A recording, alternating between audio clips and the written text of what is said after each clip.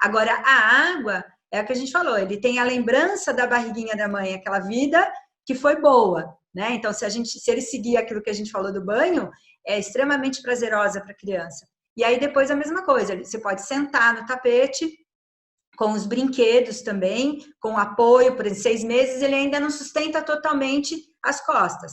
Então, eu vou ter que estar apoiando esse tronco para que ele fique sentadinho no tapete. Só que o tapete, ele se movimenta. Quando ele se movimenta na água, o que eu estou fazendo? Eu estou trabalhando toda a musculatura dorsal dele. Então, isso vai dar mais condição ainda para quando ele estiver em terra, ele sentar melhor, tá? E aí ele vai conseguir tirar, vai fortalecendo essa musculatura, vai tirando o apoio, né? E aí depois ele vai sentar sozinho. Conquistou o sentar, a gente vem para o próximo passo, né? Que é o rastejar e o engatinhar. Então, aí a importância do brinquedo à frente no tapete, para que ele tente ir em busca do brinquedo. E aí ele vai fazer a força do bracinho e das pernas. Isso vai dar condição para ele engatinhar depois. E o engatinhar vai ser muito importante para a questão da marcha depois, o andar. Né? Então, ele fortaleceu essa perna, ele fortaleceu esses braços, então ele fica de pé, vai dar o equilíbrio. E o tapete, por ele ter a movimentação, como a gente falou, ele trabalha muito a questão do ouvido, que a gente tem o sistema vestibular dentro do ouvido. Então, esse trabalho do sistema vestibular contribui para a marcha da criança depois andar fora da água. Então, todo esse trabalho dentro da água prepara a criança para a marcha, para o andar dela. Então, aí a importância, principalmente das crianças prematuras, né, fazerem a natação, porque você vai estar trabalhando todo esse sistema dela, músculo esquelético, músculo sensorial, né? Ô Sandrinha, e quando um bebê pode começar com aula de natação, né? Porque você fala muito dos 3 meses, né? Aqui, por exemplo, na verdade, até pelas experiências que eu tenho, né? Não sei se é algo assim cultural geral, mas sempre, para mim, os bebês aparecem um pouco maiores do que no Brasil, né? No Brasil sempre apareceram bebês menores, tal. Eu queria, pelo menos, que você explicasse como a gente trabalha no Brasil, né? Então, quando eles começam e de que forma a gente faz essa aula de bebês, né? Porque tem muita gente que vê esses vídeos, né, desse método forçado e já associa com a aula de bebê, e é muito difícil conseguir quebrar esse conceito, né? Já que esses vídeos são os que mais viralizam mesmo, né? Porque realmente chama atenção, mas a gente faz um trabalho com os pais dentro da água, né? Até para os pais também saberem como brincar com o filho. Então, eu queria que você falasse, né? Quando começa, de que forma pode começar, né? E a forma como a gente interage ali com os pais, que é bem importante. Então, foi criada uma cultura, né, que a natação poderia começar só a partir do 6º mês pela questão da vacinação, tá? Só que hoje, com todos os estudos que a gente tem com os pediatras, né, o que a gente entende? Que o sistema imunológico da criança não depende só das vacinas. As vacinas são extremamente importantes, devem ser tomadas, tá?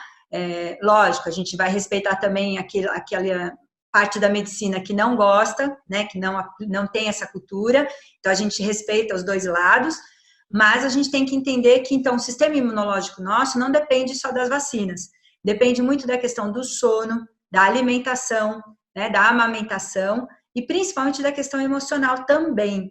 Então, coisas que a gente não entende às vezes. Quando a criança não tem o amor dos pais, não tem o carinho dos pais, a atenção dos pais, ou se é um lar onde os pais brigam muito, esta questão anímica da criança, que é o que a gente está falando, que é a questão emocional dela, fica muito prejudicada. E isso vai mexer com o nosso sistema imunológico.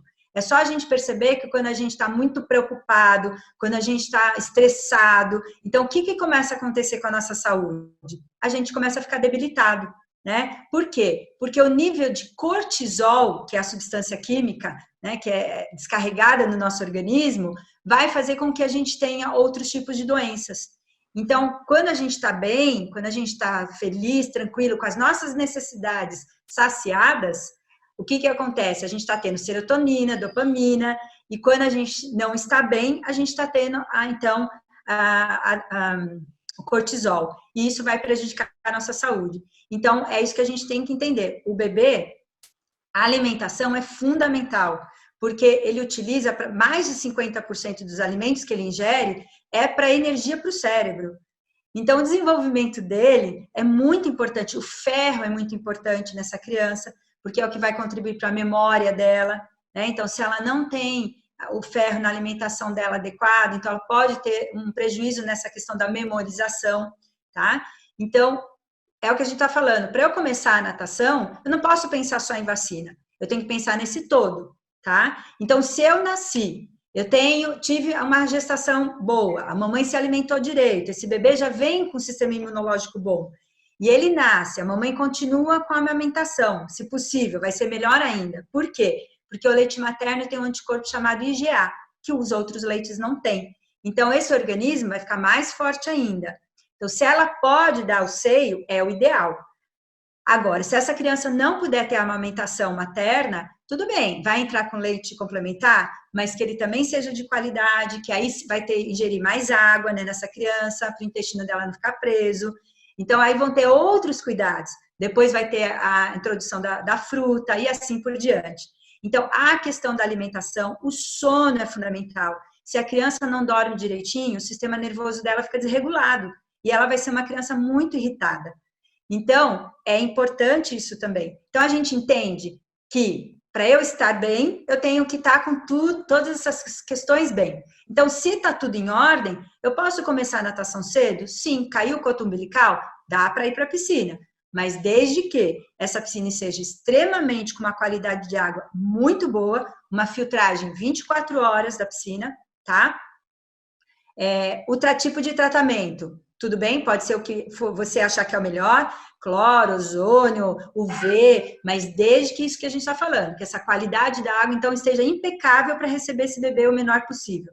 E a temperatura da água, porque como ele quase não tem a gordura corporal, é muito pouca ainda, então ele perde temperatura muito rápido, através da respiração, através do movimento, através da cabeça, né? O calor dissipa. Então, essa criança vai perder a temperatura muito rápido.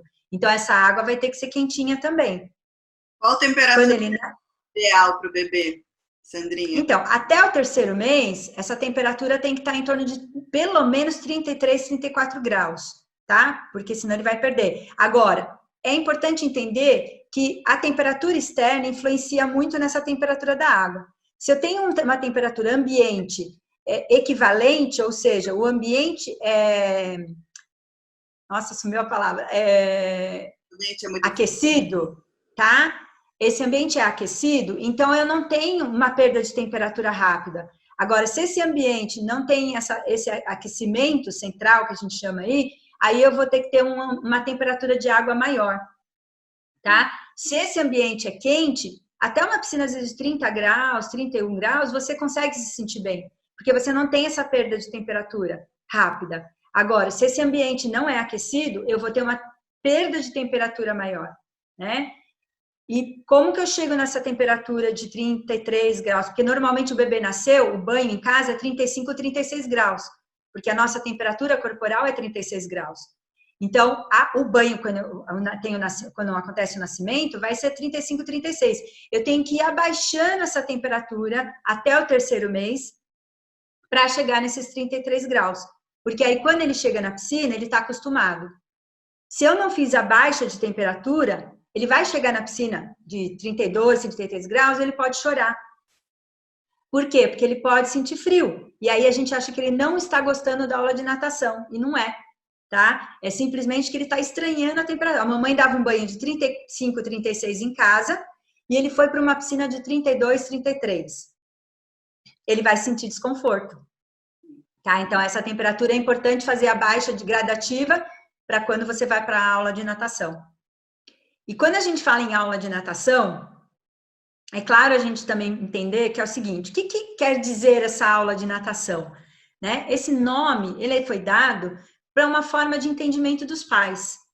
Mas, na realidade, se eu não trabalhar aquela natação que visa só a sobrevivência da flutuação dorsal, eu vou estar trabalhando o quê? Na realidade, uma estimulação aquática, uma educação aquática, ou uma estimulação psicomotora aquática, né? Então, a gente pode dar vários nomes aonde não seja a natação, porque a natação normalmente está vinculado à aprendizagem dos 4 nados na cabeça de muitos pais, de alguns profissionais também da área.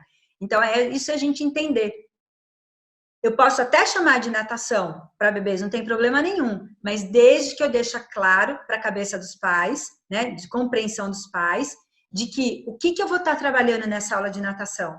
Né? Eu vou estar trabalhando o desenvolvimento geral, global dessa criança, ou eu vou estar trabalhando só flutuação dorsal? Qual é a proposta do trabalho? E também eu acho assim, é muita orientação, né, para os nossos pais. Mesmo que eu opte pela flutuação dorsal, qual maneira que eu vou estar trabalhando isso? De uma maneira forçada, onde eu dou prejuízos emocionais e até fisiológicos para o bebê, porque a gente falou do cortisol, tá? Ou eu estou dando um benefício de uma natação onde eu trabalho uma flutuação dorsal, mas de uma forma tranquila, mas eu também trabalho outras questões para o desenvolvimento dela que vai influenciar na marcha dela, como a gente falou, tá? E se eu ficar só na flutuação dorsal, eu não estou contribuindo para o andar dela, o caminhar dela depois, né? Eu estou fazendo só o quê? Só uma flutuação dorsal. Tá, ela aprendeu, só que ela caiu na piscina. Ela tem lá 7, 8 meses. E aí, ela vai ficar lá por quanto tempo flutuando de costas? Ela não vai conseguir sair da piscina sozinha. E se essa piscina é gelada? Ela vai poder ter uma hipotermia.